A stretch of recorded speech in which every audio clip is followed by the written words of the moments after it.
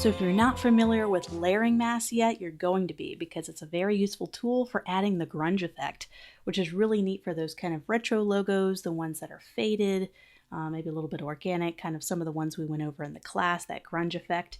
So we're going to use the layering mask and kind of show you how I kind of created this effect that you're seeing on the screen. So here's some simple typography. It's Azo Sans Black.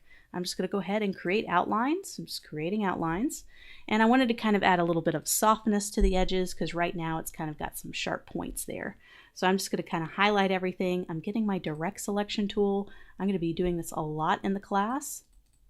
And I'm going to be kind of, let me go ahead and see if I can select the first. And I'm going to zoom in a little bit and you'll see these little points where I can be able to click and drag, and globally all throughout everything I have selected, you can see how the curves are being changed as I shift this around. I'm just going to do a very slight curve, kind of just adds a little bit of softness to it.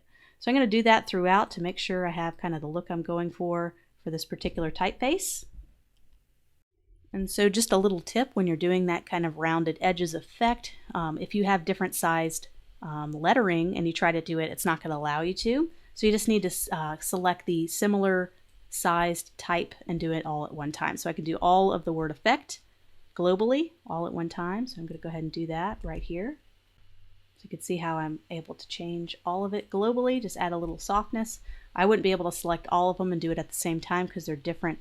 They're going to be different angles on each one. So just did one word at a time, have my nice rounded edges or corners, and I'm ready to go ahead and apply an effect to this. So right now we just have black. I'm going to go ahead and show you a great resource. The link is in the resource guide. These are some fantastic little grunge. These are actually JPEGs. These are just like photos. So you could really do this with any photo. And you can also do it with vector as well. You don't have to just put a photo on there. You can actually get vector grunge textures, or you could do geometric patterns, anything you want to overlay on top of your text. So I'm going to go ahead and group this together. So I'm just going to right click and group them all together.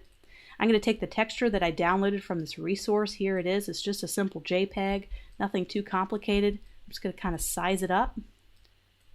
Okay. And one thing I want to do is I want to put it on the top layer. So we want to always have the texture be on the top and what we want to punch out on the bottom. So I have the texture on the top. I'm going to go ahead and select all of it. I'm going to go over to my transparency panel right here, and I'm going to click on Make Mask, and it's going to go ahead and adapt it and make a layer mask right here on the right. So this is our layer mask. Right now it's linked right here to our grunge effect typography. So you can see how it kind of overlaid that particular texture over top of the text. There's also a really neat kind of option here if you want to go for a really destroyed look.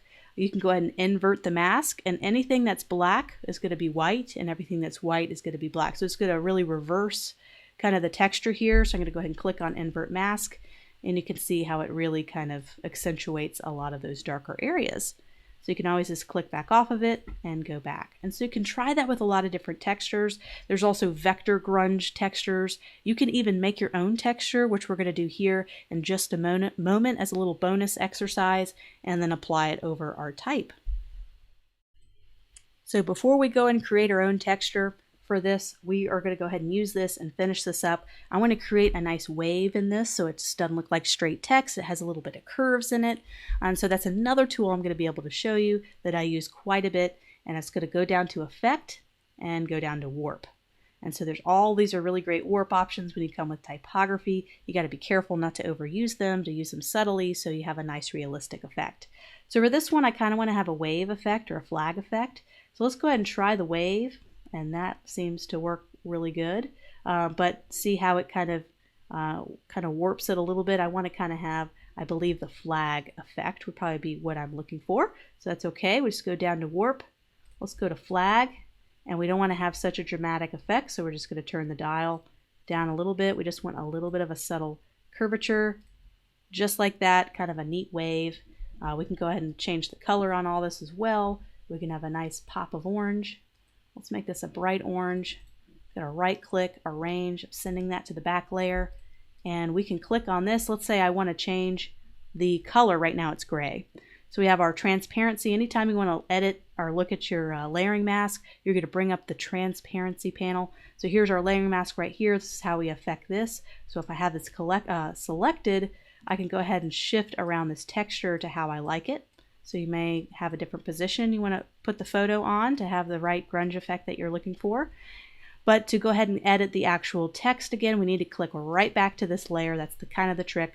And I'm going to change this to maybe a dark blue, maybe a deep blue or purple, and then kind of change the coloring on this just a little bit more, just doing some tweaks, and we have kind of a neat effect. So that's kind of how I went about adding the texture, adding a little bit of a wave, which you can go to effect and go to warp and do all sorts of different types of kind of wave effects, because you kind of see a lot of logos do that where they kind of have that wave and flow, and you wonder how they do that. Some people do it by hand, but I think that's quite a lot to do. And you got to get grids and get it all working. But if you wanted to kind of create that effect quickly, just make sure you just go to warp and you'll be able to do these kind of little effects quickly. So let's create our own texture, because we maybe want to use a vector one. For whatever reason, we want to create our own, and we can practice that layering mask one more time. We're going to do that right here real quick. So we're going to be creating our own texture. There's several ways we can do this. To get the grunge effect that you see here, you probably need to find something with a photo, because it's really, really hard to get all these little details and have it remain in vector. It can almost break your computer if you start to create a texture that's too complicated, that has too many anchor points. So sometimes that's when photos or really, really high-res JPEGs really come in handy with creating the grunge effect, because using the vector version of that really, really slows down your computer. So as you're starting to create your own vectorized little patterns or kind of this grunge effect to have as layering masks, if your computer starts to crash or get really slow, that's very common. Even my computer has issues. So that's why sometimes using a JPEG resource is not a horrible idea to achieve that effect. But just if you're curious and you want to know how, I have this little brush here, paintbrush tool. You can do all sorts of different ones. You can even do the pencil tool. Maybe let's try the pencil tool for this one, because I like nice thin lines. And it's going to look absolutely ridiculous, but I'm just scribbling. I'm just trying to get a more natural, gritty kind of texture, just kind of going around. It just looks absolutely ridiculous. And I'm going to let go. And right now I don't really have a stroke on, so I'm going to make sure I have a black color. You can choose whatever color you'd like. Flip it to a stroke. And what I like to do is fairly thin strokes for the effect we're going to do. So I'm going to go down to stroke, and I'm going to make it a pretty thin stroke. And right there I can take that and make that as a layering mask. Or we can go up to effect, and we can go and do a couple of these warp tools, or we can go to distort and transform, which will take this and really distort this stroke and do all sorts of crazy things to it. And that's what we want to have with a crazy grunge texture. So we could do a pucker and bloat and kind of see what that looks like. So let's do a pucker or a bloat, and you can see kind of some crazy effects that you get. You can see how slow your computer starts to get. I'm going to continue to mess with distort, maybe do roughen. Roughen's kind of a neat texture. Ooh, that's kind of neat. So there we go. That's crazy. And I bet if I go even crazier, wow, look at that. So let's not do it quite as crazy, and let's add more detail to that. There we go. Let's go ahead and click on OK. Let's see what smooth looks like. And this is a true experimentation. Any combination of these destroy, distort, roughen, you can create all sorts of different combinations. So I'm going to go ahead and click on OK. There's kind of our homemade texture. Looks a little bit crazy, doesn't it? But we're going to apply this as a layering mask. So let's say I want to release this mask. I don't want this one anymore. All you have to do is press the release button, and boom, you got that released. And it's going to go ahead and show the picture released. Okay, so there's our picture, or we can just either slide it out of the way or delete it if we don't want it anymore.